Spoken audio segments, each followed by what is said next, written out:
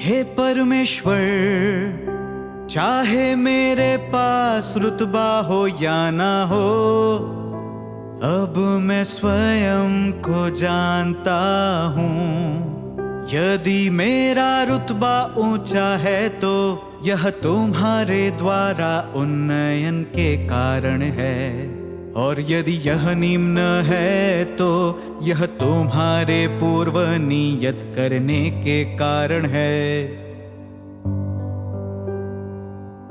सब कुछ तुम्हारे हाथों में है, मेरे पास ना तो कोई विकल्प है ना ही कोई शिकायत है। यह तुमने पूर्व नियत किया कि मैं इस देश में और इस जाति के बीच पैदा होऊंगा, और मैं जो कुछ कर सकता हूँ वह बस यह है कि मैं पूरी तरह से तुम्हारे प्रभुत्व के अधीन समर्पणशील हो जाऊं, क्योंकि सब कुछ वही है जो तुमने पूर्व नियत किया है।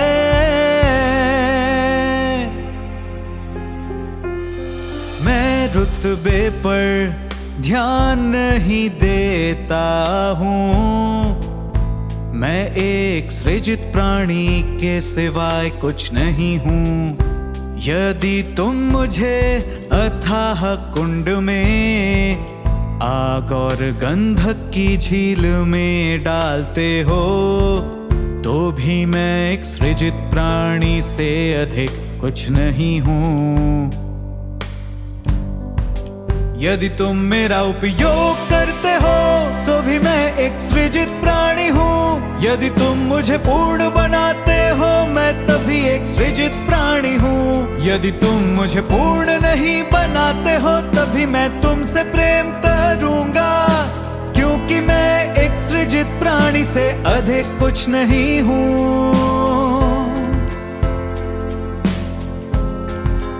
मैं सृष्टिकर्ता के एक अदने सृजित प्राणी से अधिक कुछ नहीं हूँ। समस्त सृजित मनुष्यों में से सिर्फ एक हूँ। तुमने ही मुझे बनाया है और अब तुमने मुझे अपने हाथों में रखा है, ताकि मेरे साथ जैसा चाहो वैसा कर सको।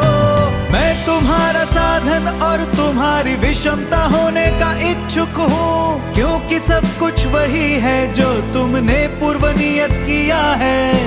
कोई इसे बदल नहीं सकता।